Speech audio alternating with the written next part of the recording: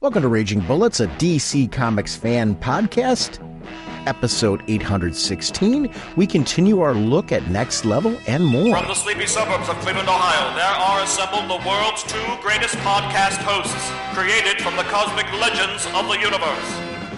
Sean Whalen. Welcome to Raging Bullets, a DC Comics fan podcast. I'm a big fan of variant colors. My love for Batman is that stuff. Let's talk some comics. And Jim Segulin. How's it going, eh? You know me and Superman. I'm really loving what we're doing. Raging Bullets is a spoiler podcast. Their mission? To discuss DC comics in books, movies, and television several times a month in 1 to 3 hour episodes. And to serve all mankind. Outstanding. Welcome to Raging Bullets. I'm Sean Whalen, Dr. Norge. I'm joined as always by my co-host Jim, the spectacular sensei of the Whatnot Segulin. How's it going, eh? Jim, on this episode, we're going to take a look at Fury of Firestorm #1, Zatanna #1 as part of the Next Level line, but we also want to take a look at the new lineups in New Titans 33 and Justice League Unlimited #17. We are sponsored as always by DCB Service and InStockTrades.com.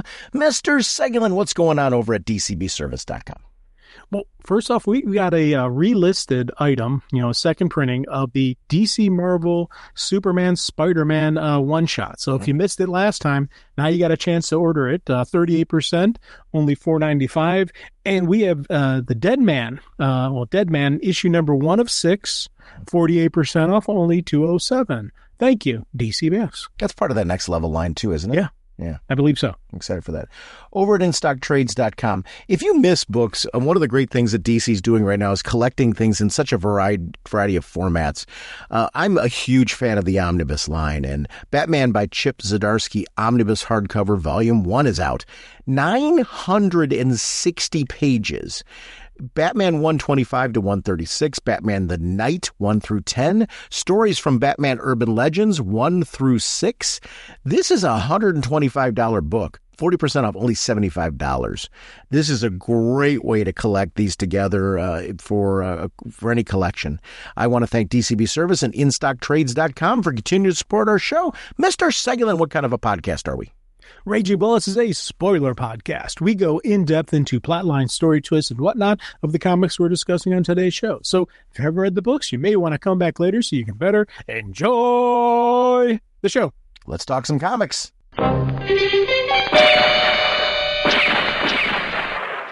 Jim, before we go into our first topic of this episode, I want to shout out a few books this week. I've been playing so much catch-up ball in a good way and really enjoying it.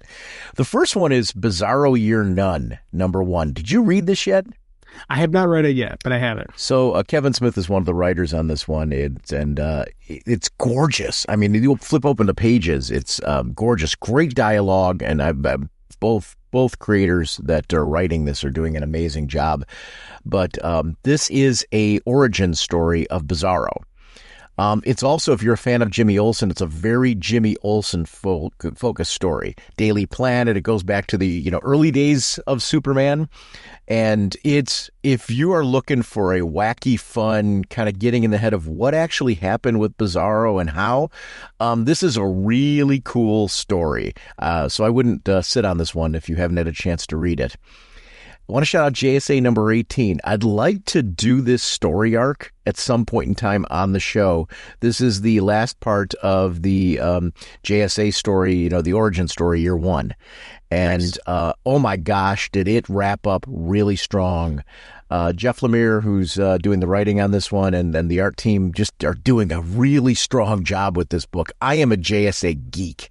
That goes all the way back to the original Justice Society JLA crossovers way back when. But Jeff Johns' run on JSA is on my short list, one of my favorite comic runs of all time of anything. And this book is definitely a spiritual successor to that. Feels really, really good. I love the creative on this one. Detective Comics 1107. This is the first one with Green Arrow and Black Canary in the book. There's a storytelling reason to why. Have you read this one yet? I have not read this one. Oh, you got to read it. It's Tom Taylor's continuing to nail it. This is a good jumping on issue for anybody. 1107 of Detective Comics. If you're like, I haven't read Detective in a while, I'm looking for a time to jump on. There's a new status quo for this book, and it's a great jumping on point. So we talked about the Lion storyline on the show. This is right after the Lion storyline. You don't need to have read anything. Green Arrow and Black Canary being a part of it works really well. There's a very strong storytelling reason as to why. And I will give a little nod to classic JSA fans. Will find some things to love in this one too. Nice. So really, really good story out of the gate. I'm loving Tom Taylor on Detective Comics. Dude, absolutely brilliant. And just like the JSA one, I agree. We need to talk about that. I'm either one or two issues behind on JSA. I can't remember which way it goes, but completely agree. It's outstanding. We need to talk about it. And hey, let me throw out a quick, non-DC related speeding bullets. Okay. It's a Dynamite title. Cool. And Thundarr the Barbarian. I don't know if you remember. Oh, that's a thing. Saturday morning cartoon. I saw it. I'm like, Thundarr? Oh my God, I got to get it. Yeah. So Dynamite is doing Thundarr. I don't know if it's I'm pretty sure it's a limited series. I'm not 100%, but again, I'm 2 issues into it. I just picked up issue 3. I'm getting ready to jump into issue 3. Now, does this take place as part of the cartoon, or is it like a reimagining? What is this? Oh, well, it's the cartoon character. So, and it's just a continuing adventures of Thundarr the Barbarian, basically. Are Ariel and Ookla in it? Yeah. Oh yeah. Yeah. The full team is there, and it's an absolutely wonderful story. I was like, because I picked it up obviously because of Thundarr. Like, oh, I loved Thundarr. Yeah, that's cool. After the first issue, I was like, oh, I got to keep reading this. So, I'm through 1 and 2. 3 is out. I haven't had a chance to read 3 yet, but it's, so if anybody out there ever watched the Saturday morning cartoon, pick this up. You will 100% hear the voices. You will 100%, just see the action. It is absolutely wonderful. That's cool. Last book I want to shout out is Batman number 8. This another book that is kicking off another story arc. There are major changes going on in Gotham. We've got a new mayor. Not going to spoil. We got big things going on with Commissioner Vandal Savage, and there's some big status quo changes coming for not just Batman and the Bat family. The mayor's a big component of this, and it's a surprising turn of events. If you haven't been reading any previews leading up to it, Batman number 8's a book that you want to read right now. It's leading to some very big things in the Bat universe that is going to be kicking off for many, many months going forward, because this is clearly it's going to be a big storyline. So don't sleep on Batman number 8. If you haven't been reading the book right now, this is the one you want to jump to and get kind of a handle on what's going on in the Batman universe. It's been a great time for reading. Our first discussion this episode is going to be of the Fury of Firestorm number 1, written by Jeff Lemire, art by Rafael de la Torre, colors by Marcelo Miolo. Lucas Gattoni is on letters, cover by De La Torre and Miolo. Variant covers by Riley Rosmo and Inaki Azpiazu, Jorge Corona and Sarah Stern, Chris Burnham and Brian Reber, and Jeff Lemire. Marquise Draper is the associate editor. Andrew Marino is the editor. Brittany Holzer is the senior editor. Firestorm created by Jerry Conway and Al Milgram, and shout out to Jerry Conway, who passed away recently. So just a co-creator of Firestorm passed away recently, and it's a very sad loss for comics. Jerry Conway had major marks on comics. Jeff Lemire, and I'm hoping I can find the correct pronunciation of his name, is going to be at Heroes Con this summer. Oh, cool. So I'm hoping to get some of his work signed. I'm trying to, add more comics to my wall, and I've never had the opportunity to meet him. I'm looking very forward to that, which tells you a little bit about how I feel about the Fury of Firestorm. I've always liked this character. Going back to the actual original introduction of Firestorm, I always thought the look was cool back in the day. I liked the concept of him merging with another person and having all these powers that could do the things. It just was at that time when he came on the scene, it was a very, very cool look. And over the years, we've seen some evolution and some different takes on the character. I've liked all of them. So I was excited that this was going to be a next level book. And there's so much I want to talk about because I think this is a stellar issue with what it does. I did not expect where this issue went at all, and I love it for it. But where were you on? Like, what were you with Firestorm? Where are you with this issue? Well, first off, Firestorm and I have I want to say a weird relationship because he's always a character. I'm like, oh yeah, I bet you, yeah, he's kind of cool, but I don't really recall reading stories.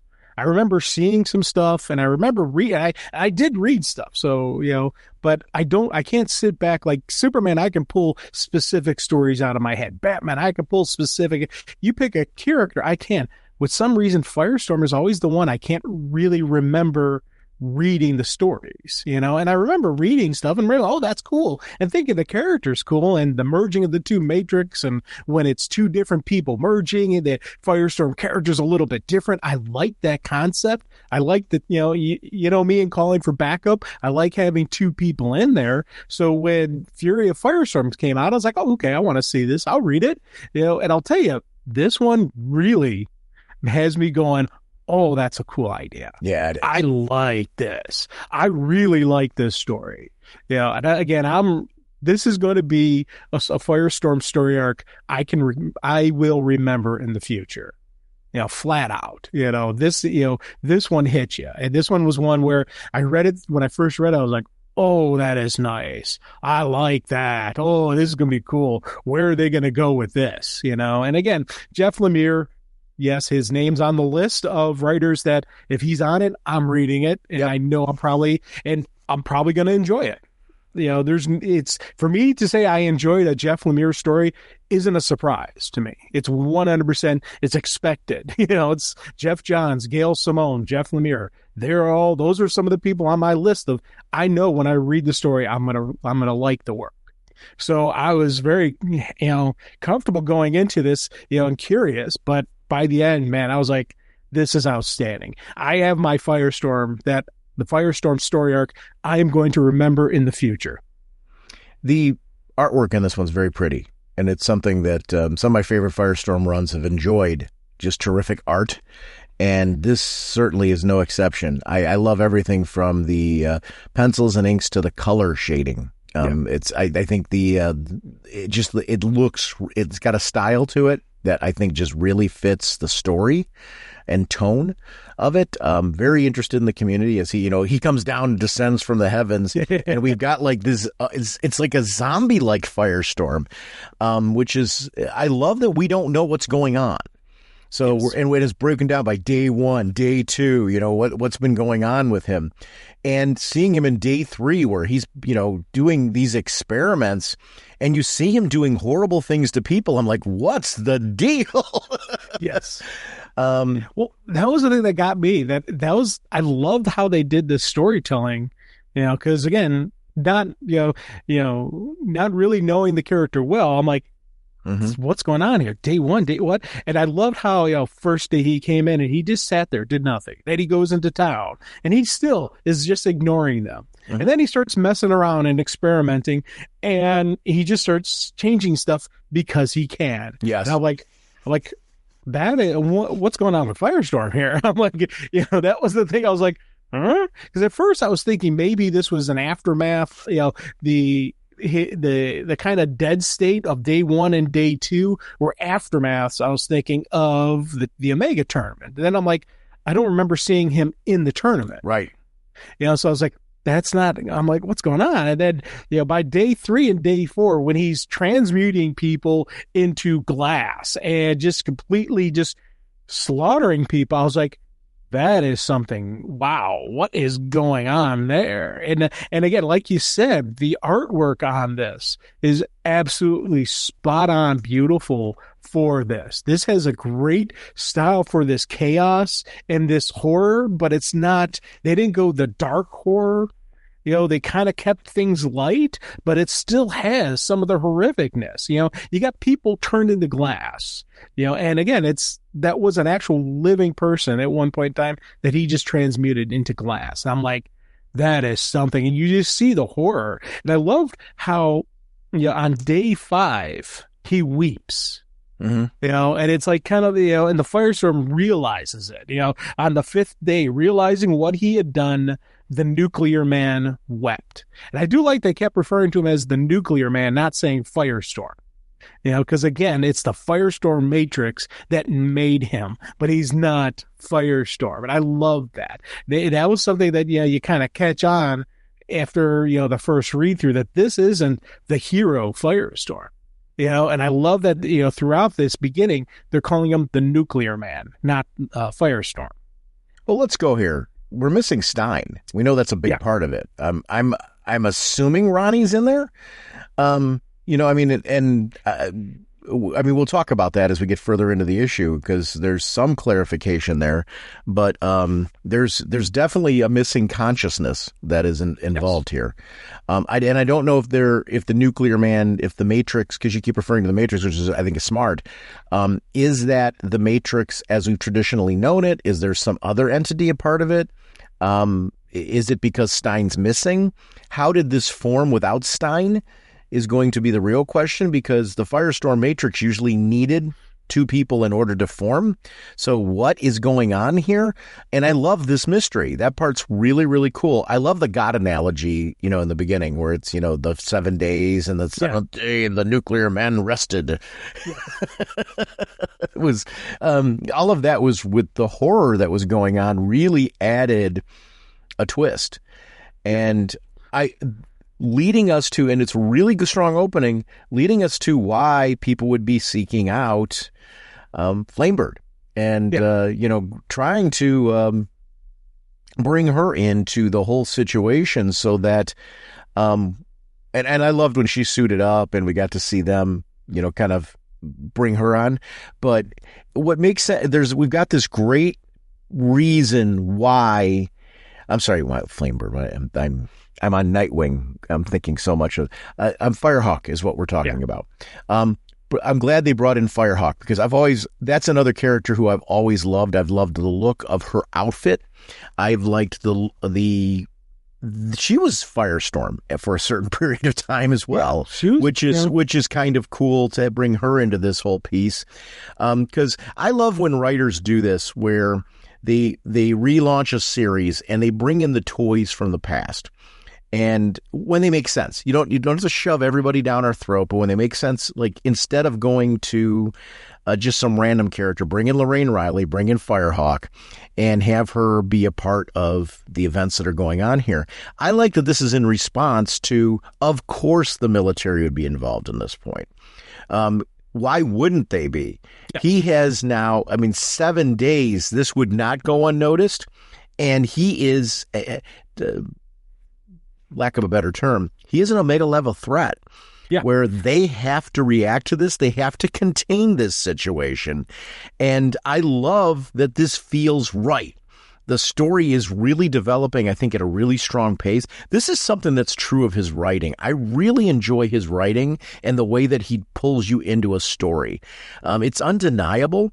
And I see this being one of those that's like your Tom King does a lot of this work with like Mr. Miracle and stuff like that he's done in the past, where he takes these characters. We mentioned Black Canary too, Best of the Best, where you take these characters and do this really defined arc with them that like is collected in a variety of different formats because people just give a lot of buzz.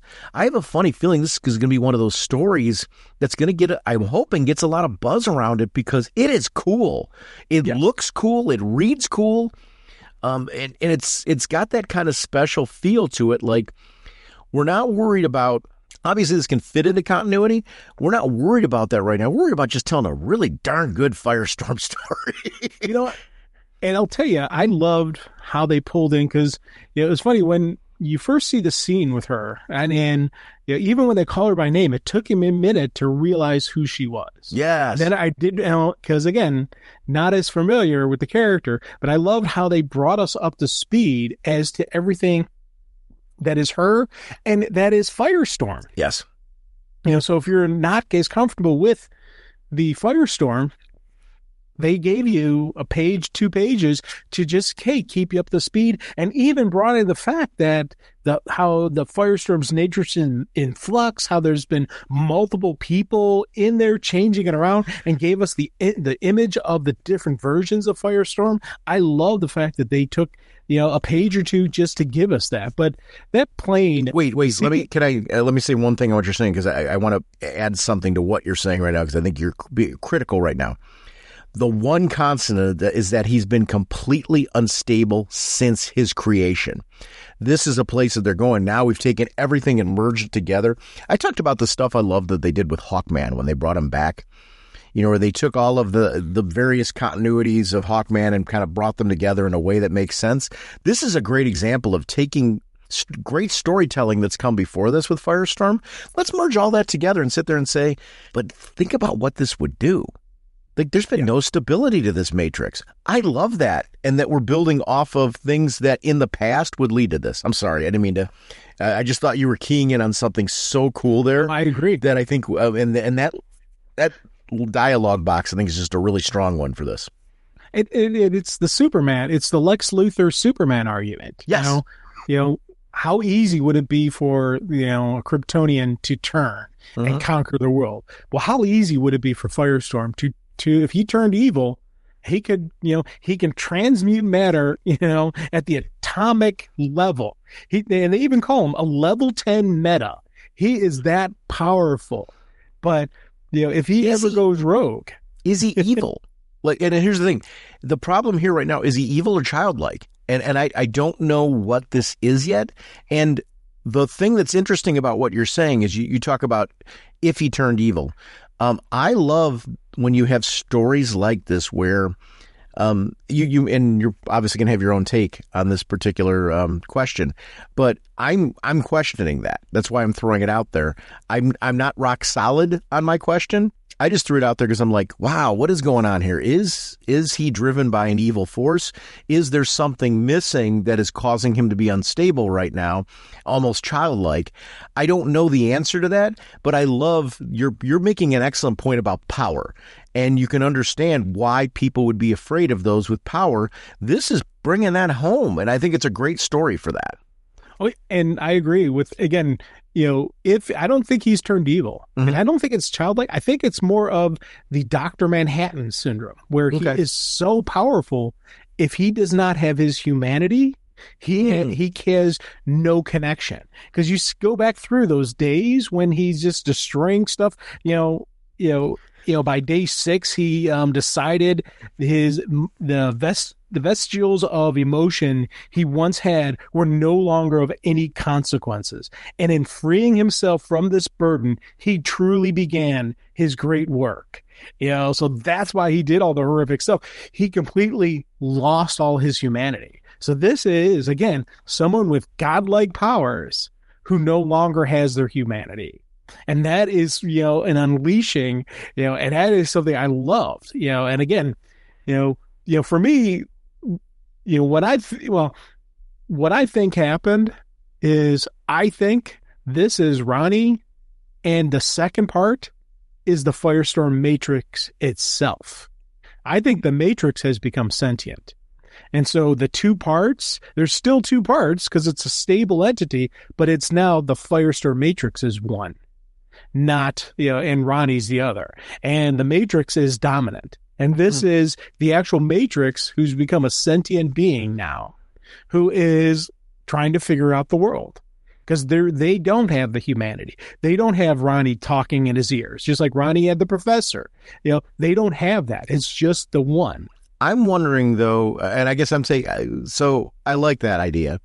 Another part of me was wondering, though, what happens if you don't have both people in the Matrix? Is it too much for one person? And is this something where we're talking about the power levels that you're talking about, and Ronnie is in over his head? And I'm wondering, is there another entity in there at all? Or is this something where Ronnie's overwhelmed, Ronnie has no control, and we're seeing like almost a blank slate off of Ronnie. I think there's some form of connection to Ronnie because we see some reaction to him, from him to particularly to Firehawk. Yeah. But it's almost like he's in a haze of some sort. Yeah. So it's interesting. And that's not me. I think your idea is very strong. I'm not sold on any one idea. I'm loving that right now. This is a mystery, if that makes sense. And there's clues. I think we have clues that we're keying in on that are like Ronnie's in there. I think that's a very strong clue in this. There's definitely, to your point, there's something more going on here. Stein missing is a huge factor. Yes. It's left a gap of some sort that has either been filled or we're seeing the results of what happens when it's not. If there's not a partnership, is that what's going on here where it is really realistically too much for one person and the grounding agent actually has been Stein all along, or in the case, because we've seen Ronnie team up with why am I drawing a blank on his other partner in this? I'll think of his name. But we've seen other configurations where Stein was not a factor in Firestorm. Yeah, see, and again, one of the things that gets, you think back, when going through the sequence when, the nuclear man just destroys the two soldiers and slows down initially at Firehawk, he doesn't really recognize her. She's talking to him and she was like, Ronnie, the ones like, stand down, Raymond. And he's like, Raymond, with the question. And it's just her, you? There is that whole unknown of who this is. And then you get into that sequence where it's Ronnie and the professor flying and everything's brighter and happier. That to me is Ronnie locked away somewhere in there, kind of trapped in his own little world. Jason Rush. I was so drawing a blank. It was driving me nuts. We've seen Jason and Ronnie teamed up together. We've seen Jason and Professor Stein. We've seen Ronnie and Professor Stein. The different configurations of Firestorm in this, and I'm wondering if we'll see Jason at some point in time in this. I love the character of Jason Rush too. Yeah. I think this Firestorm has just enjoyed some really cool characters. So I'm wondering if that gap is something huge. This piece is really, really cool. I just love the artwork. I'm looking at the page where she puts on her Firehawk costume. Yeah. And I love the special effects of the powers. Like when Ronnie has his powers going and things like that, those particles that are like around her that you see. I just really loved the effects that the artist was creating in this. I just think this is a good looking book. Like characters feel like they're glowing, if that makes any sense, in an environment where they're not, and that's what the particle effects are doing. I just love the artistic choice. I just think it's a very, very clever book that made me feel like, oh, this is happening around me. Even the fire effects, like on the next page when you kind of flip over and you see them walking into the city and you see like that haze going on around there, especially with the glass, things interacting with the glass. I just think it's just really, really well drawn, this one. I just love colors, the art, and the team is just really doing something special here. And I feel like these miniseries type things where we're like taking these unique books. Is this one a mini or an ongoing? I can't. I'm pretty sure this is a mini. Okay. I thought so too. And it's definitely special. It's got that flavor to it. These minis, minis used to be a lot of times throwaways because, there was like, we'll do this little mini. It's a great way to honor this character, but it's kind of like a second tier kind of thing. This is not that. This is 100% like and I'm glad to see this changing trend because I grew up loving miniseries. And I feel like there's two different kinds. There's the ones that really they put strong creative with a great idea. And there's ones where it's a good story. And this is just to kind of expand like kind of your storytelling. But we don't have a lot of faith in the miniseries, if that makes sense. This one they have faith in, clearly. Yeah. Well, it's you threw out best of the best. And I love that comparison because that one was that great miniseries that was just this epic story being told. I've got that same kind of vibe from this one. Yeah. And I agree completely. And going on with your commenting on your artwork, again, when I said this was like a horror show, but not a shadowy horror show, that's what I'm talking about, these pages. Yeah. This is 100% a horror, but they didn't go with the dark and gloomy horror. They kept it light and bright, and it fits for these characters to have. They got a guy who's looks like he's living flame. Ronnie did that to him. They've got the haze and just the destruction, but it's not even like the post-apocalyptic destruction. It's still there and vibrant. And I love how they did this, horror. And especially, I just love him calmly sitting next to the guy of glass on that park bench. And he's been sitting there for, I think they said 14 hours, not moving. And I love how they did all this stuff. But again, when he unleashes, and the special suits that they had that would protect them did not work. First guy goes down, second guy goes down. I love how, again, just the sheer destruction of that guy. He was turned. He just went poosh, or Shrek. This is an ongoing. Oh, this is an ongoing. Yeah, which I'm happy. Oh, cool. I'm very happy about this because I feel like they're setting up something here that's got some teeth to it. So nice. Yeah. That's awesome. But yeah, again, the destruction is brilliant and absolutely wonderful. I love just how the beauty of this destruction and the beauty of this chaos. Yeah, I'm loving everything about this. There's a creep factor when she walks up to him on the park bench. Like you were mentioning the horror elements of this, and I couldn't agree with you more. There's such a creep factor because he's sitting next to that man who he clearly did something to. Yeah. And I love this whole idea. I can't wait. She's saying that is not Ronnie Raymond. Right. So this idea of where is Ronnie Raymond is a mystery. Where is Martin Stein? How does Martin Stein factor into this? It's almost like the way the separation happened somehow left maybe a complete gap of humanity here, which adds some teeth to you saying this is some kind of other entity that's been created from all of this. What happens if you even let's talk about the human psyche, right? We take a part of your personality away. What's left? You know what I mean? And is, what if we've taken your conscience away? What if we've taken away what grounds you? People go through issues all the time. And I would think we're seeing something that's really playing out here. I love these flashbacks to younger Ronnie and the professor and the way that the artwork worked with that. See, I don't think these are flashbacks. What do you think that is? I think this is Ronnie is trapped inside. And this is the little universe that's using to trap him inside. And he doesn't realize he's trapped in here. Exactly. I think he's kind of, because when... you're not supposed to be here with the creature. Yeah. Hyena. Yeah. That wasn't about, you're not supposed to be here because I don't want you spoiling my thing. No, that's that basically his psyche saying, you shouldn't be here. It's him that's him fighting against himself. Yeah. Right. And because, I like this.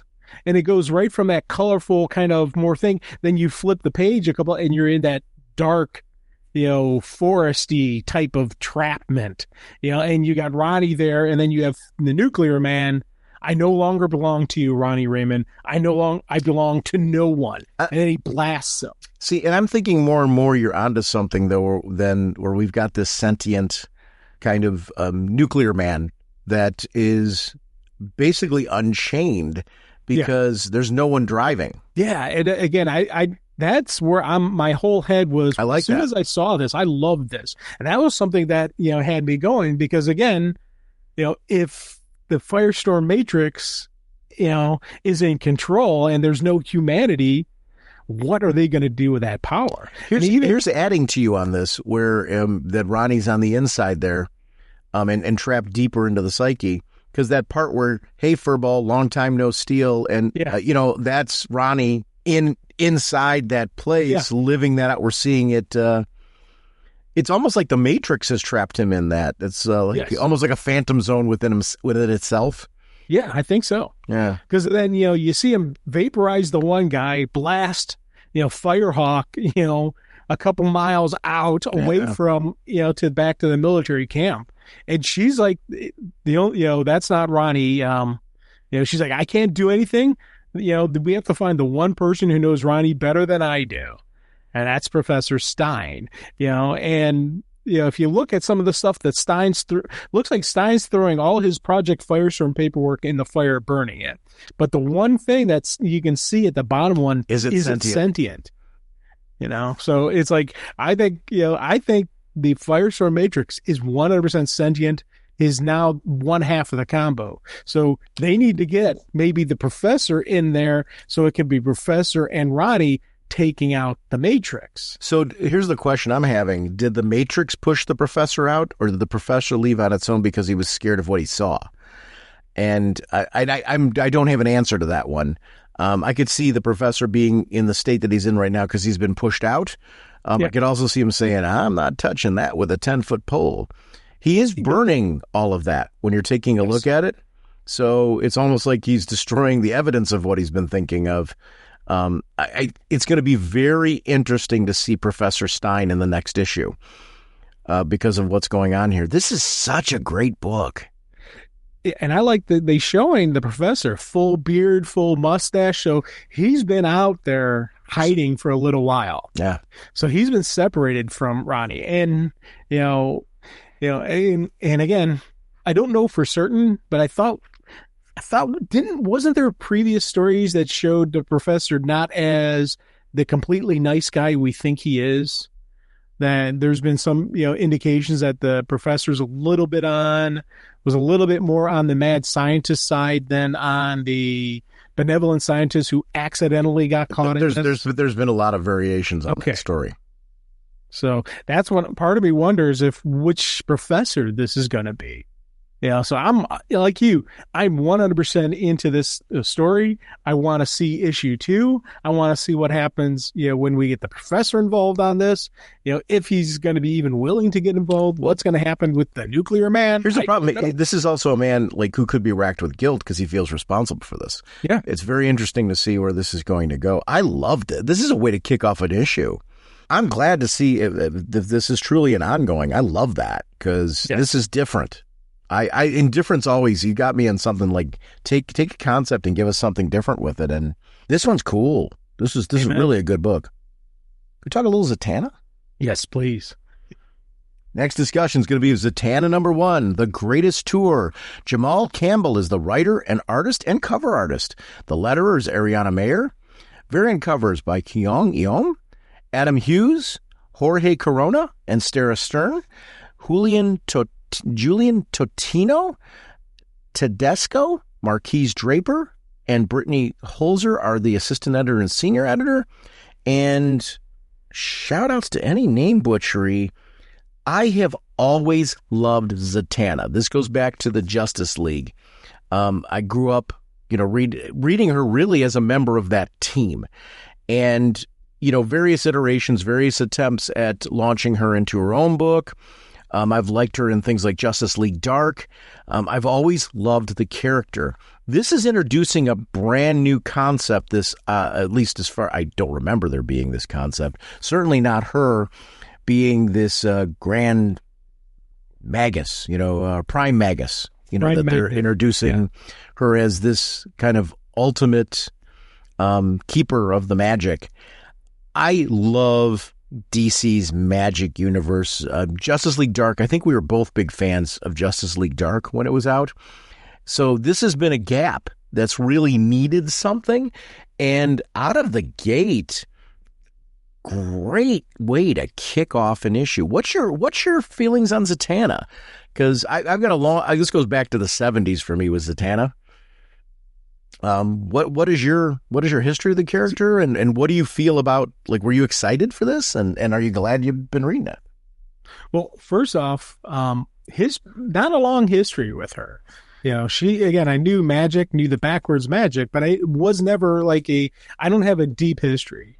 The last story arc where it was her and Constantine, I absolutely loved. because again, it really dove into that magic has a consequence. That if you want to cast a spell, there's that consequence on you. It's not just about, and again, that's one of the cool stuff when the really good Constantine stories I've read is there's never a clean ending. Yeah. There's always a little bit of a dirt to it, and especially when she and Constantine were together, that was, to me, was an absolutely brilliant story that I always will go to. And I love, that Justice League Dark. I thought that series was really cool. I enjoyed reading it. And so when I heard about a Zatanna book, I was like, okay, cool. Again, it wasn't oh my God, I can't wait to read this, but it was like this is cool. I'm glad we're doing this. And I knew we'd talk about it. So I was happy that we were going to talk about it. But this, though, I'll tell you, this really did catch me I enjoyed it a lot more than I was expecting to. Do you traditionally like magic stories? Stuff like that? Because I'm pretty good on was magic into stories.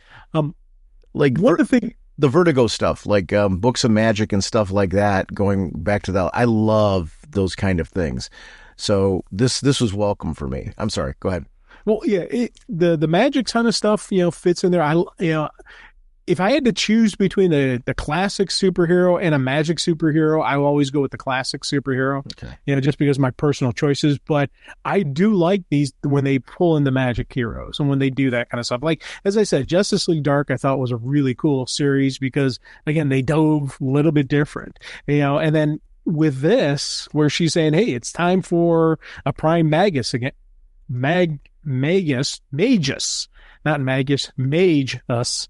I like the fact that she's stepping into the role saying, okay, I've got to do this. But the thing that caught me that I was like, because we've got the Upside Down Man, Hecate, and I don't know who the Birdman is, but I remember the other two from previous stories with her as being villains. And I love the fact that how magic can go from villain to hero to neutral party, how that's the gray area of the magic characters, is something that I really do enjoy about magic. So I was glad to see the Upside Down Man. I was glad to see Hecate, and I thought that, was a kind of a neat way to add them into this mix. So we've got Zatanna, who is very clearly the hero, but the other, prime mages that are out there, are these other characters who in the past have been villains, but they've also been, magic users where they're like, hey, this is what we got to do. Magic's evolving. And I love how the concept of magic's evolving is introduced at the beginning and throughout this story. And this is something that I know they've talked about a couple other times, that magic is the nature of magic is changing. And I love that we're finally getting a book that's really going to bring that home and we're going to get some clarity on it. They're doing something here that they did with Aquaman that I think has been really good. They've expanded, I think the best writers of Aquaman have expanded the idea of what the undersea is like. And this idea of other areas, other realms, just lore and history, and just added a lot more, pardon the pun, depth. Here they're doing the same thing with the idea that she will go to any realm, no matter how small. There is nothing, beneath her in her quest to, kind of be like this positive agent, this Prime Magus.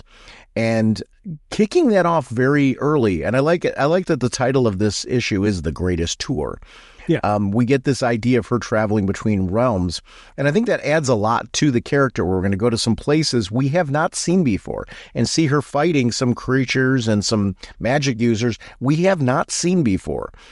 That part is really, really great. The look of this book benefits. And I love what they do with the lettering, because there's certain points in time where the lettering's almost broken up, and torn up by what's going on around it and shattered, so to speak. And I love that adding to the atmosphere, mood, and tone. This is a moody book in all the right ways. And I love that the lettering become the word balloons and actually the lettering itself is kind of affected by the environment, for lack of a better way to put it. Yeah. I just thought that was a clever, creative choice. I'm a big fan when comics do that, when they're like, oh, this series, let's have some fun with how we tell stories in it. And I feel like they're doing it with this. I think we got that in the last book we were talking about, Fury of Firestorm. This is exactly what I love about the best of comics, is when you get this kind of creativity going on in something. It adds to the whole magic atmosphere. I love her backwards magic. And it's something when we get to see her finally head down these dark corridors and she encounters the creature in question. I didn't realize what the creature was saying until my second read through.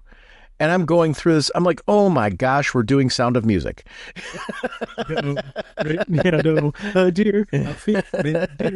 Well, I'll be honest with you, I didn't catch it until the end of the issue. Yeah. When they talk about, singers and artists and all that stuff. Yes. How that's who they've been targeting. That's when I realized, like, oh, she's singing Do, Re, Mi, Fa, Sol, La, Ti, Do. Oh, that was also why my second read through benefited from it. I agree with you. That was the key. That was the that is point. Cool. I love that. And it's funny with me and the backwards magic, I have a love-hate relationship with it. Do you? I love the backwards magic, but I hate having to figure out what she said.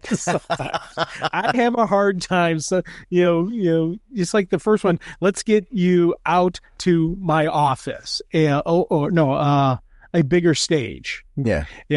And it takes me longer to figure it out. And sometimes when it's a longer word, I admit I pull out a piece of paper and a pen and I write the letters backwards. Like, oh, okay, that's what she's saying.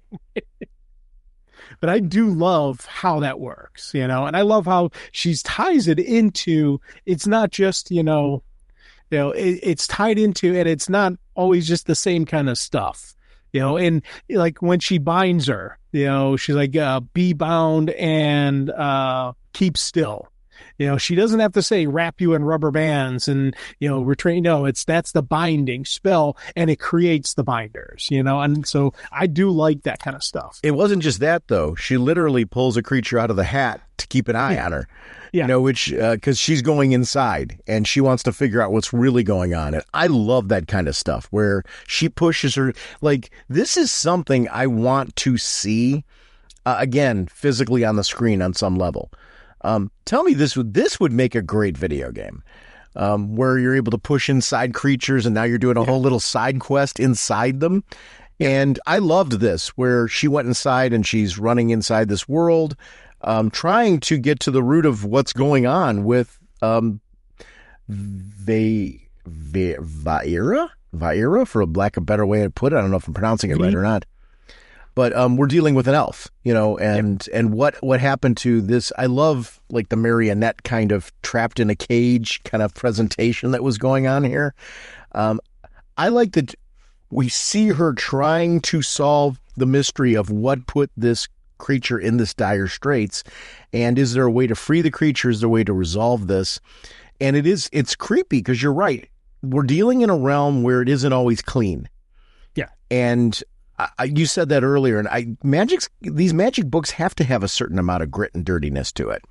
And I feel like this captures the right balance of both, where you feel a sense of hope that Zatanna's going to do something and she's going to make things better, while at the same time realizing that it's not always going to go the way that she wants it to, because she doesn't know always what she's walking into. She doesn't know what she's walking into in this case.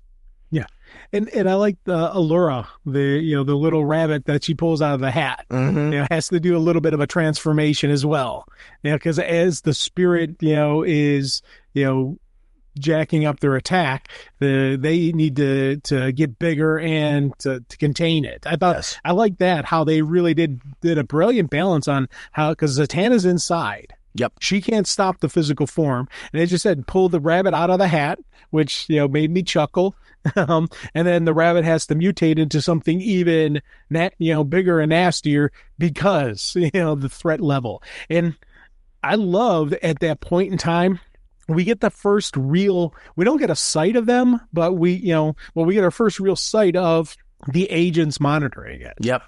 I thought that was kind of cool because at the very beginning, when Zatanna took the scene, we had the radio comm, about, team down and all that stuff. Oh, she's here, hold back, but this is our first real kind of glimpse of who we're dealing with.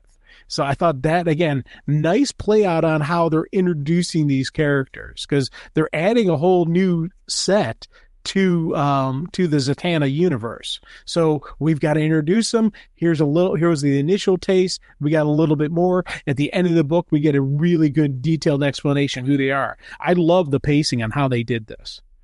I like that it's a plague spirit and Zatanna knows what it is. Yeah. Like she's been chasing this from body to body and realm to realm. And I like that realm to realm idea. Like this thing doesn't always wind up in elves. It wound up in all kinds of different creatures along the way.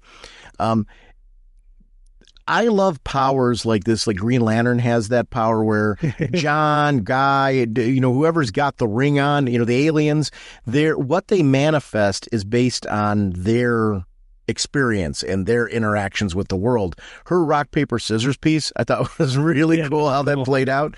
See, knowing that isn't exactly how everyone else would manifest rock, paper, those scissors, but I love how her magic clearly shows a grounding in earth. And that part I really enjoyed it. I thought that was cool. Oh, God, yeah. And again, neat usage of the spell. Because, again, backwards scissors, and it wasn't like scissors, it was the finger scissors, because she's playing rock, paper, scissors. I love that. And then as the creature crashes, the possessed V crashes, she crashes right by her family. And I love that the family is sitting there calling and trying to talk her down, and even Zatanna's using that. You hear that? That's your parents. They're rooting for you. Why don't we get back to them? And again, it's a really neat usage of, it's not just about the punching or the cool magic spells. It is also about, the fight to keep, the inner fight for herself, the possessed creature, she's got to fight up. And I love when she starts making headway. Again, the spirit, is lashing out, and the trap door escape where she jumps into the hat, that I love that spell. I was like, oh, that is so cool. Because at first read through, I'm like, okay, I figured out what, trap door. I'm like, oh, okay, what trap door? I'm like, oh, the trap door was the hat. Oh, that is brilliant. I love that. The hat and the way that the hat is used when we pull the creature into the hat, and we get to see Zatanna's realm in there. I love that the hat for her, where she says, come into my office. This is, you mentioned other creatures that were evil before, or, could be evil before at certain points in time, been pulled into the hat. I love that this is kind of her rehab clinic, where she's pulling creatures in and trying to, I'm seen by all magic, and I'm trying to, I love that her goal is, I'm going to seal you away until I can figure out how to free you. Yeah. And get you back where you need to be. But in the meantime, she's freed Vyra, and brought her back to her Fyra and brought her back to her family. And I loved seeing the elves in this. I'm a fantasy geek, and I loved that this was an elven realm that she happens to be in, because she had chased this creature through multiple realms to get here. And the whole tie-in, of, okay, we solved that piece, but let's go back to the fact that we had a military squad from Director Bones that was on the scene. And I love that flavor of, hey, Earth has been hit by magic many, many times. We are in response to that. Bones felt like it's about doggone time that we had a force that could deal with these kind of threats. And I love that, introducing these characters as a new, I don't want to say just supporting cast to give you potential foils for Zatanna. It's going to be interesting to see what that relationship looks like. But I love that we're seeing a new creepy creature being brought in by Bones into this. I love when we add to the lore, and we're doing that with this in a way that I think just works really well. Yeah, and give it some characters, that Agent Rhodes, who is the shooter, if, something had gone wrong, he's the one who would have dropped it, and or possibly dropped Zatanna if he needed to. Yeah. But then the Agent Domains. Yeah. I like that guy. I like that guy's name is unpronounceable otherwise. Right. Yeah. Now, the one I wonder, is this going to turn out to be somebody Zatanna's dealt with before? and the whole domains thing is just a cover. Yeah. To prevent her from knowing. So there's so many stuff that are running through my head on these two. And again, I want to see her further interaction with the agency. I want to see how this plays out. So I'm all in on this. But I love that last page where they're kind of giving us a tease as to some of the stuff coming. We've got potential former villains who are maybe adversaries, who may not be. We've got some war coming down. We've got past failures to haunt. I'm like, so what's going to be the past failure? And I really do like the fact that we've got a lot of, unknowns going to happen within within the Zatanna universe. Now, when you look at that, not the last page there, the fourth panel down, the one that says a venomous shadow that sleeps in too shallow peace. They show the little rabbit, but they also show somebody petting the rabbit. Yep. Looks to me like that's the Phantom Stranger. And so you see the arms, but see the arms petting like with the bracelets on and things like that. So I don't know. Yeah, to me, it's got Phantom Stranger vibe to it, but I don't, again. And I agree with you, but look at the arms and the bracelets there. That's where, is it a new Phantom Stranger? Is it somebody, I don't know. Yeah, I don't know.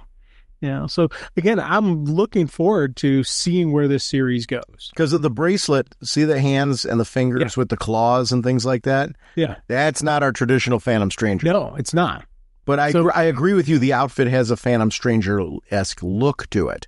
So I think you're onto something there. I noticed that too. But when I looked at it, I had noticed the same thing. But when I started looking at the arms, I'm like, well, this isn't that. Yeah. Well, it'd be interesting to see what that is. Oh, definitely. This is a good first issue. Dude, 100%. This, again, another way to get you wanting to read issue 2.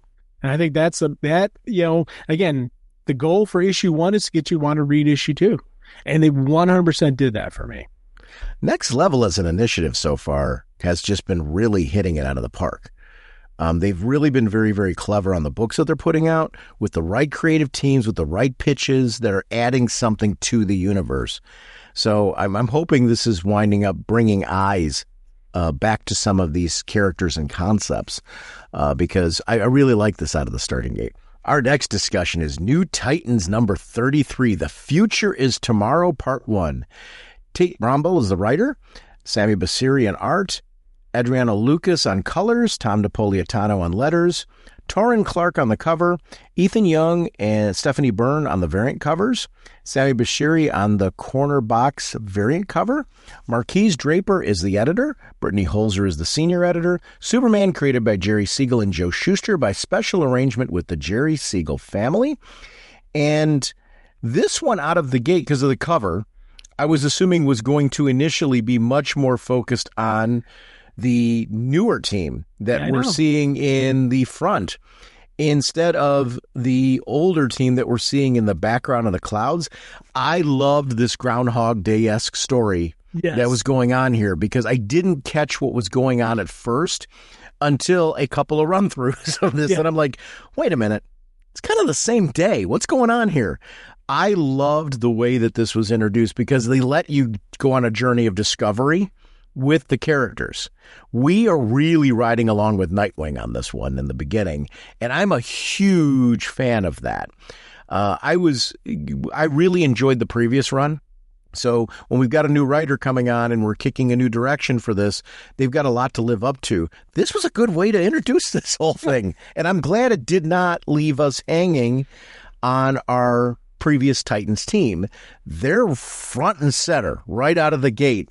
And I want to know what's going on with them and how they're interplaying with all of this. And this was a welcome surprise. Oh, big time. And again, I liked, as you said, it just that starting off, I was like, okay, what's going on here? That's kind of neat. Okay, hanging out. And then when the 5 first hits, I was like, dang, okay, we're jumping right into battle. But you flip the page and it does the fight didn't last long. I'm like, too quick. And I remember it was over too quickly, and I was like, what? And then you flip the page again and the day starts over and like, okay. And then another attack. Wait, Tara? And I love how as I'm reading this, I'm going, something ain't right here. What's going on?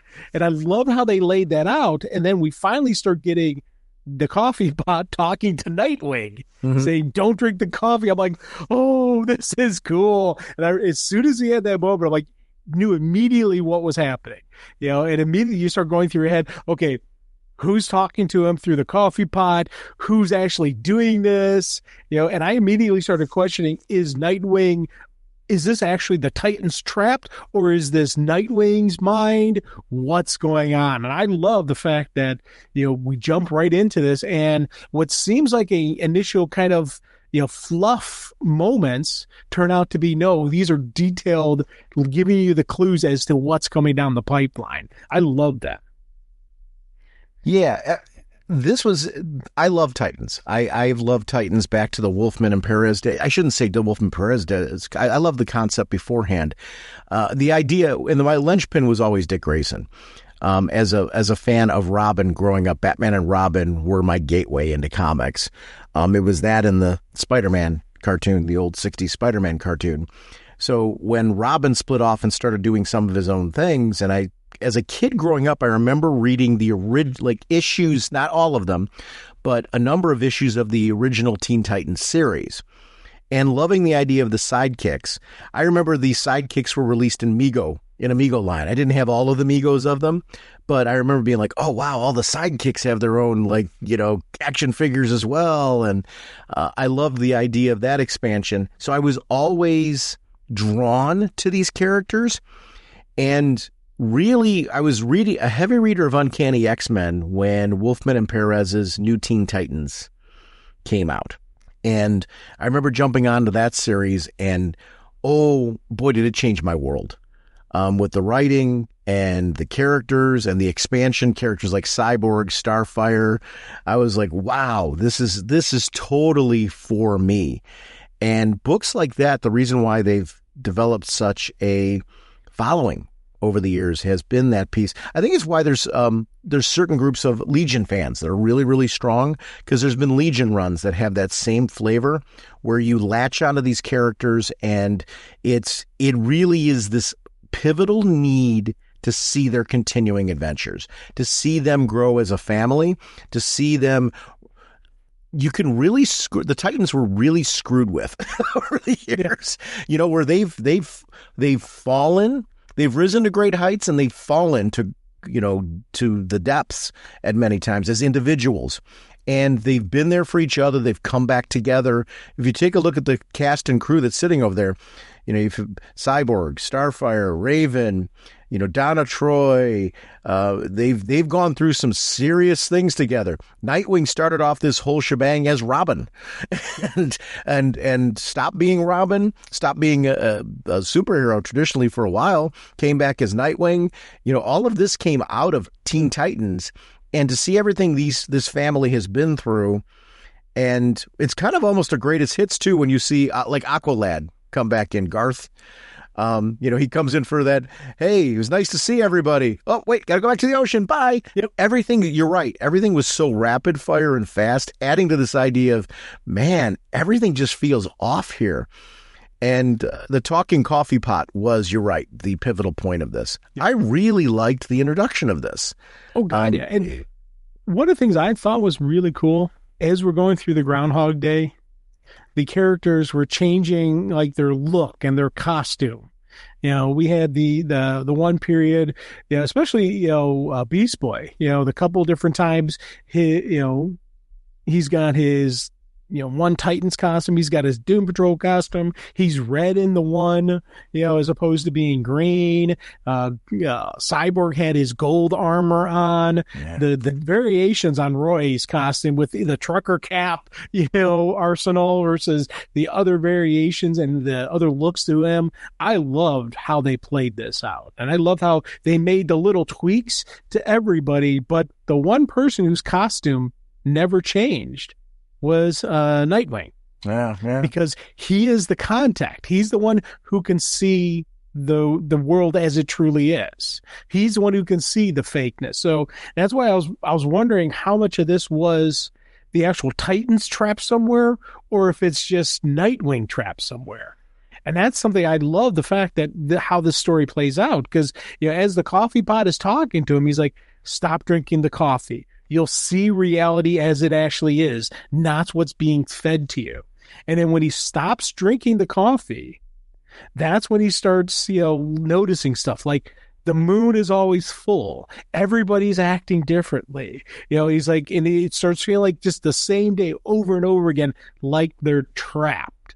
And I loved how, as he's slowly starting to pan out, and then whatever is trapping him is using the other characters to try to keep him locked in there. I especially like the moment between him and Starfire, because again, this is a way to keep him trapped in this little universe. Yeah. It's the universe. It's whatever has trapped him in this universe trying to compensate and make him want to crave being in this world. This universe. Yeah. Yeah. That part is really good. And then again, I think the rapid fire that we keep talking about is so that way there isn't a lot of chance to take a breath and realize what's going on. If you're constantly, but I like that Dick is still saying, and how many more times do we have to go through this? And brother Bloodstroke shows up, and now things are merging together because it's hard to keep the illusion going. And I loved that. That part was cool where he's continuing to fight back against it. So it is not going along with them. This leading him to destroy the coffee maker, I thought was so awesome. Yeah. And just the inner dialogue. When does a dream become a nightmare? When you can no longer tell the difference. Yeah. I love that. And that's the point where Nick's like, it's time to wake up. And he smashes the coffee pot. The coffee maker itself. And that's when everything just falls apart in this universe. And Donna and Roy disappear, and in come the new Titans. And I was like, that is awesome. I loved that intro, and I especially love the fact that it's, John Kent saving Nightwing, because we have that classic story of Nightwing saving John. I love the fact that it's John, but the rest of this team, dude, I'm liking the look of this initial team here. I am the too. Initial 4 we have. I'm like, oh, dude, that is awesome. Yeah. It's Yara Flor is just a great character to me. I want to see more Wonder Girl. I'm a big Stephanie fan. Kid Devil, having him back in, which you and I are both big fans of that character as well. It's everything about this lineup works for me. If you look at the cover, Tara looks like she's going to be a part of this team. Yeah, I think so. And I'm ready to see her in there. I'm wondering what the role is of the Titans themselves. The classic Titans in this team. Are they going to be? Because I know we're getting a Teen Titans book this summer as well. So, and I think that's the new kids that were in the crossover, DCKO. So I think they're going to be there. So I'm wondering what these... Yes, they're going to be the new Teen Titans, and these are the new Titans. Yeah. And I'm wondering if any of the original crew is going to be part of the new Titans. I don't know. It's that's where I'm wondering who's actually going to be the final roster. The corner box has Cyborg and Nightwing in the corner box. Yeah. So I'm wondering what this looks like. I'm excited to find out what this looks like. Yeah, me too. It is funny. I've got issue 34 ready to go. As soon as we're done recording, I'm going to read it just to see what happens. Yeah, it was the same for me, and I was like, I'm not going to read it just because of the fact that let's talk about the initial kickoff and how we feel about that. And I really, out of the starting gate, liked this initial team lineup. Can we talk a little bit about, speaking of lineups, Justice League? Our last look is going to be at Justice League Unlimited number 17. Mark Waid is the writer, Clayton Henry is the artist, Tamra Bonvillain on colors, Ariana Mayer on letters, cover by Dan Mora, variant covers, Bruno Redondo, Brian Boland, Kevin Wada, Stephen Byrne, corner box variant cover by Dan Mora, Valentine's Day variant cover by Chrissy Zulo Ominga, Marquise Draper is the associate editor, Paul Kaminsky's the editor. Supergirl based on the characters created by Jerry Siegel and Joe Shuster by special arrangement with the Jerry Siegel family. And I wanted to throw this one on. I threw on a fourth book because of the fact that I had already seen the cover for this one. When I threw out to you, I'm like, can we do 4 books? I'd like to do this one too. Yeah. And when I saw the cover, I'm like, oh, we're going to want to talk about this one. Villain Amnesty starts here. What a great cover, by the way. I am digging more and more, and I know I've said this when we were talking about Batman in general, Batman's new look. I really like Batman's new look. Here's something, let me point out a stupid thing that I did initially, because again, with this cover, I was looking at this cover going, oh, this is awesome. This is awesome.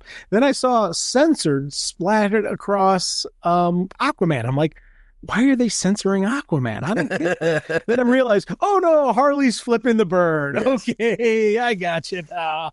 I actually made the same mistake. Because of the way it's splattered over his chest, you don't realize. Then you realize there's a hand underneath there, and I'm like, "Oh, wait a minute! Follow the hand." Oh yeah, it's a great cover. This is a cool cover. I love this story. This is another one where I have issue 18 ready to go as soon as we're done talking because I got to keep reading more. It's something that I was like, yes, this is.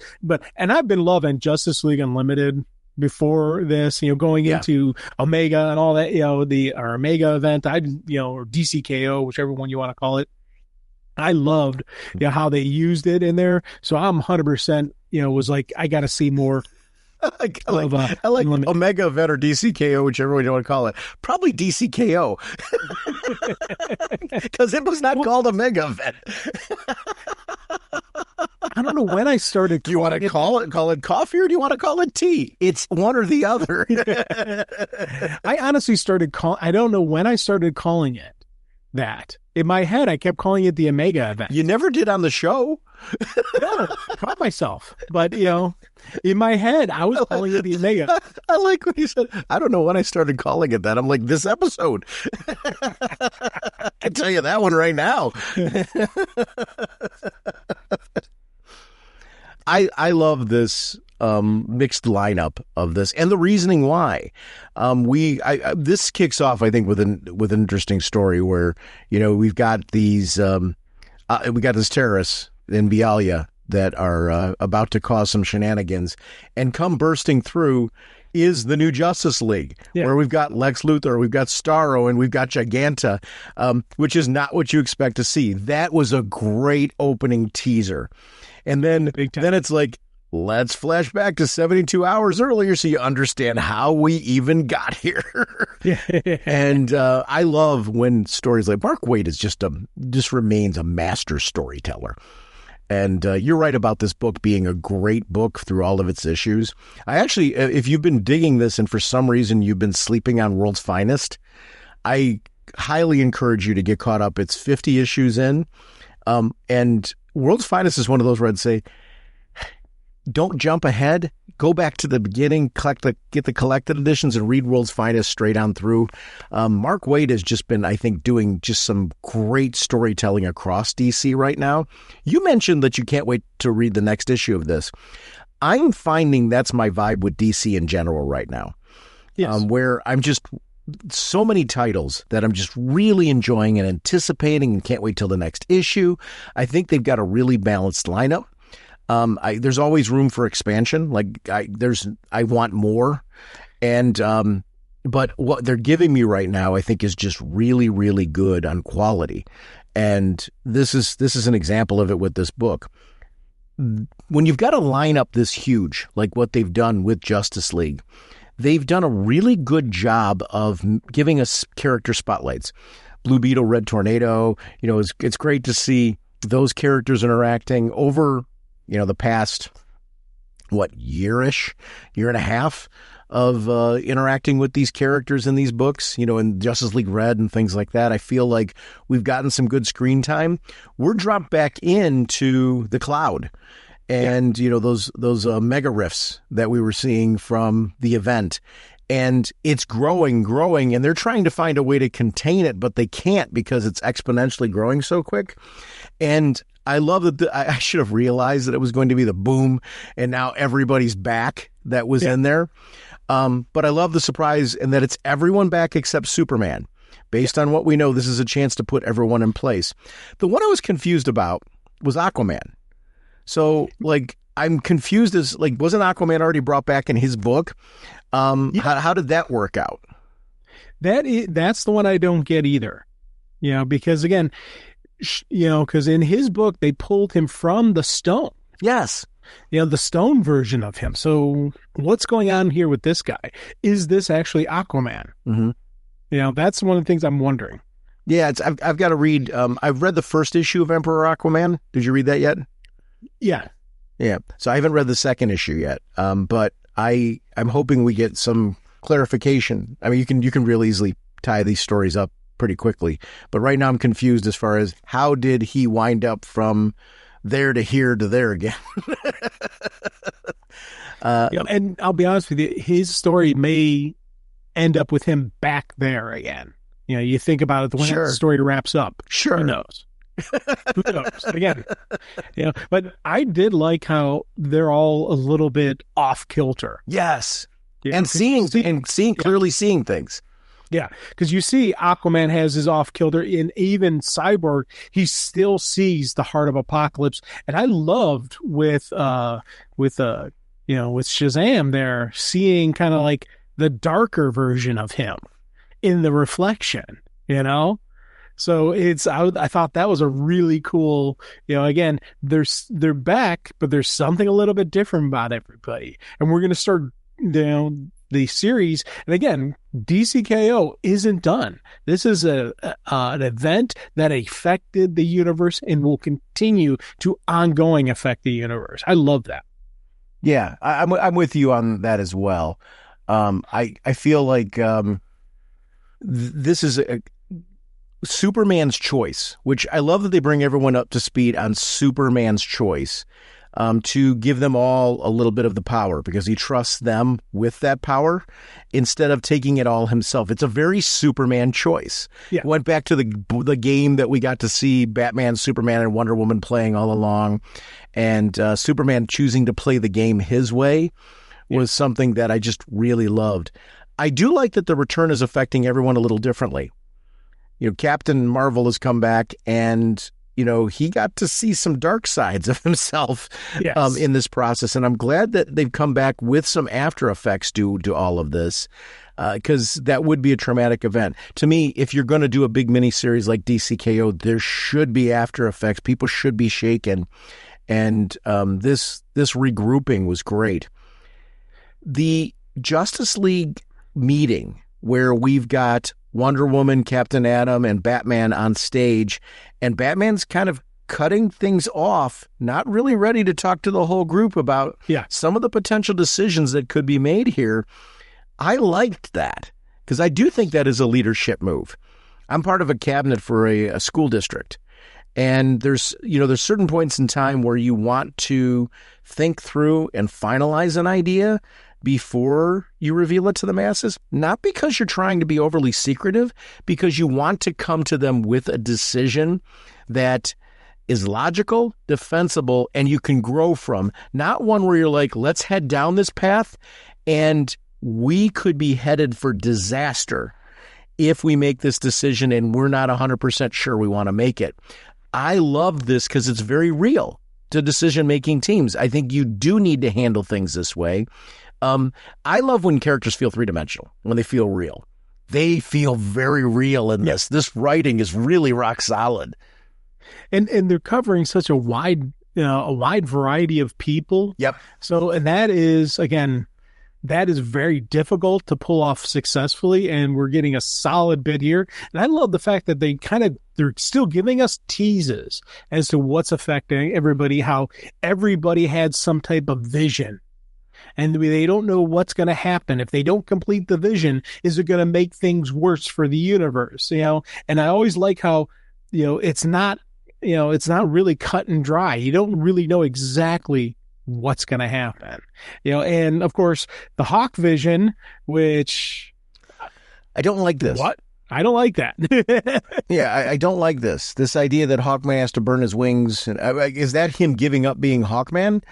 I love the foreboding of that vision. I like that it's troubling him. It's troubling me. Yes.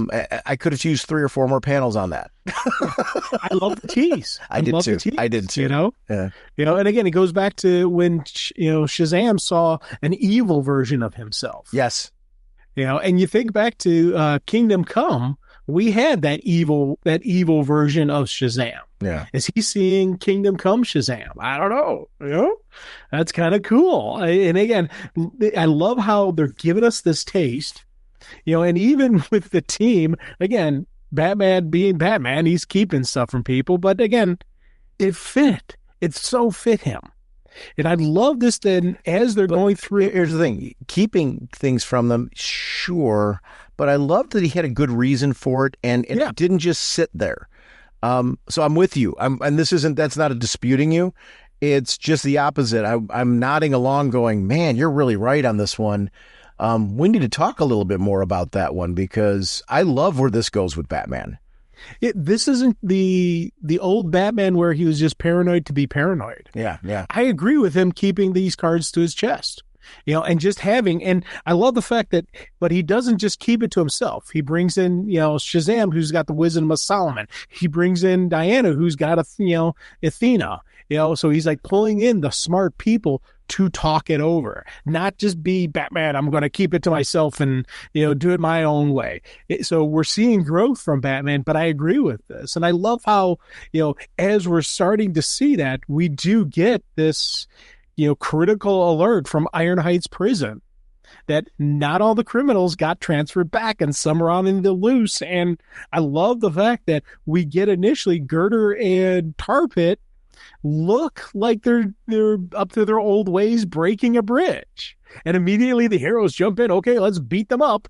No, these villains aren't villains in this situation. They're actually saving the day. The bridge was collapsing because it had too much weight on it because all these people were excited to get back home.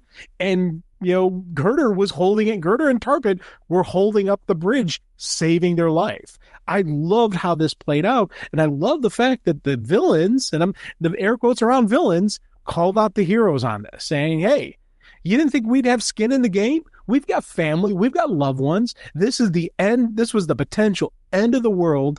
And we weren't even given a chance to have redemption. And I love that concept. And I love the fact that the villains are calling it out.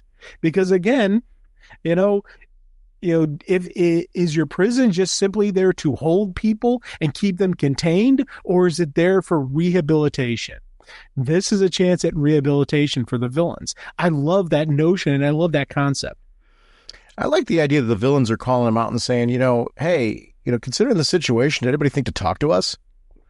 I love that. Yeah. And I see this hero side of it too. I love stuff that's a little bit more complicated. Where you're like, I can see what they're saying. Sure, I get that. But you're also still discounting a little bit the fact that, guys, why do you think they didn't ask? I get that it's the end of the world and you think that they had all the time in the world to sit there and go, we should probably talk to some of the villains and just see if any of them wants to help us out. Yeah. I don't know that I agree with their thinking that like, hey, we did want to help out, but they were chastising the heroes a little bit strongly. And I'm like, okay, you sort of got a point, but why would you think that they would talk to you? Right. Like when they've got a limited amount of time, they're trying to evacuate people. And now we've got to say, there's a group of people we don't trust because of the stuff that they've done. Why don't we go have a council and talk to them before we do anything? Yeah. That's crazy nuts. Oh, I agree. And again, I love both sides of the argument. And yes, I do too. Back to, and within the event, actually, we had those people who made the deal with the devil and were trapping people. So, and we saw the Royal Flush Gang stay behind to rob the place and then realize, oh crud, this was a mistake, So the villains will be villains sometimes, but again, there's some of them, it's one of those weird combos that some of the rogues sometimes have shown signs of good character.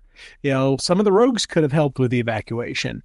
Girder actually maybe would have been willing to help if they had come to him. But they didn't have the time. Yeah. Because you think back to it, they had 7 days to prep for this. So they had to do quick, make the quick assessment and move on. And were they right? Yes. Were they wrong? Yes. Both. They were both right and wrong. And that is human nature. You'll never be 100% correct. You'll never be 100% wrong. There's always going to be that touch of gray in life. And I love the fact that this story is now looking at that touch of gray. Now looking at, hey, maybe maybe we need to handle things a little bit differently. Batman's at his best when he realizes, like, I need to bring in the right people to make the decision. And bringing in the two people with godlike wisdom makes a ton of sense. Oh, big time. And the reason why he brought both of them is because they each bring a little bit of a different flavor to the equation. But the journey in the Phantom Zone was a geek out for me. I love Mon-El. I love Mon-El's stories. I love, like he's in there. He's been a warden. I do think, I love that Mon-El's always happy. I think he's just happy for normal visitors. But I love that, like, you've been here. You've been observing them. Is there any truth to any of this? As far as can any of them be rehabbed? And, you would hope that was the ultimate goal with this, was to be rehabbing people. And I love through the conversation with Mon-El, that's how we get this team. Where we get Giganta, Harley Quinn, Lobo, King Shark, and Lex Luthor being offered spots on the team. Yeah. I love the lineup. I love that it's not just a free-for-all, every villain's coming on board. Let's vet these out and have them on board. I like the lineup. I like quite a bit. Yes. Oh, big time. And I love Harley has got a bat costume on. Yes. A little funny stuff, but again, but yes, I agree with bringing Luthor in on the mix, but I also disagree with bringing Luthor on the mix. Well, look at the look on his face. Yeah. But also full and unconditional amnesty. That is. Well, it's the question: do we grant them that? Oh. So I'm guessing they did, right? Yeah. Well, because they're sitting there and they're in there. Yeah. Yeah. Yeah. All of this is just really good. This was what I was hoping it would be. And I love spinning out of an event like DCKO. You've got to have some shakeups. You've got to have some change. You have those things that get you really excited. An event just happened, and look how it's affected my reading. This is an event just happened. Look how it's affected my reading. This is fantastic. Kudos to DC right now. I love the noise in the comic industry right now.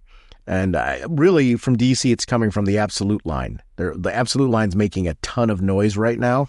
And I feel like for somebody that's dipping their toe in through the Absolute line, there's a lot going on in the main line that is worth checking out, worth reading. If you're a new reader or a lapsed reader, this is the time to come back and check out some of these DC books. I'm really enjoying my reading. Me too. I'm a gamer as well as a comic fan. I also am a big movie buff.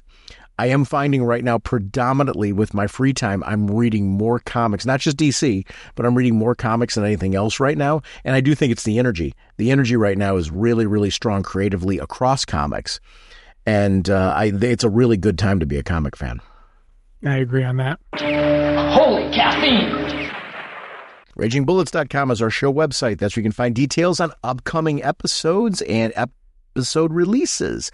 We feed to Twitter/X. We also feed to our Facebook fan page. We are proud to be part of an amazing Facebook group community, and I love all the discussions that are going on that are very current and topical on what's going on, not only in the world of DC, but the world of pop culture and beyond. And people will post links to blogs, other podcasts, things like that. Please use that as a collaborative community. I'm so proud to be part of the group of amazing people that are over there.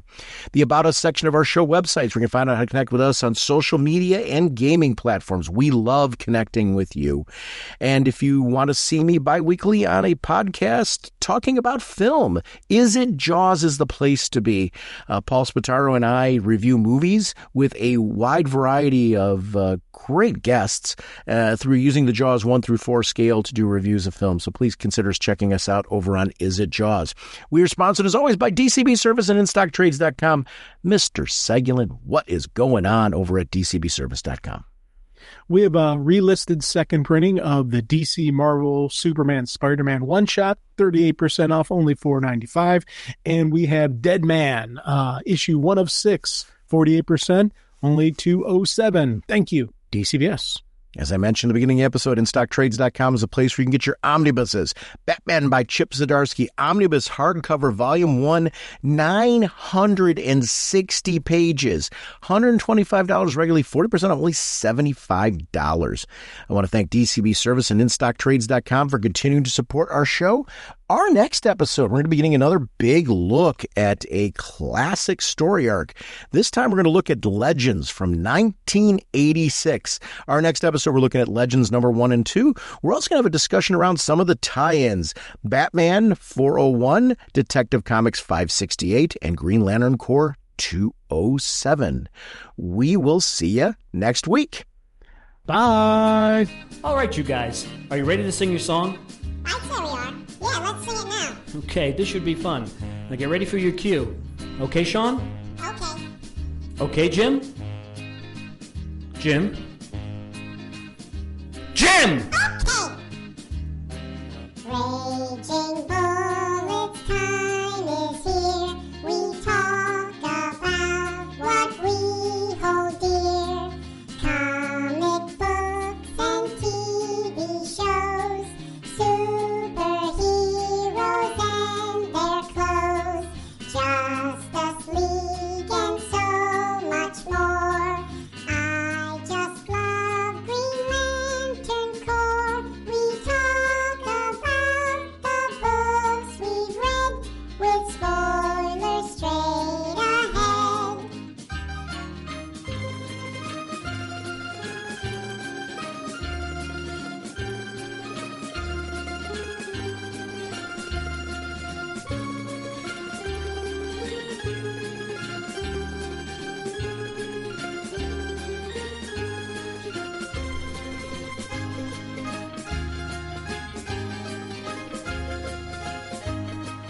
Okay, fellas, get ready. That was very good, Sean. Naturally. Jim, you're a little flat there, so be careful. Jim? Jim? Jim! Okay. Justice League and so much more. I still love Green Lantern Corps. DC Comics are what we know. The Raging Bullet Show. DC Comics are what we know. The Raging Bullet Show. Excellent job, guys. Let's sing it again. Yeah, let's sing it again. No, that's enough. Let's not push it. Push it. What is that? Yeah, what are you talking about? No, I didn't mean anything by that. I think Sean, it's right Jim, there. how long do you want the song to go? Look, it's on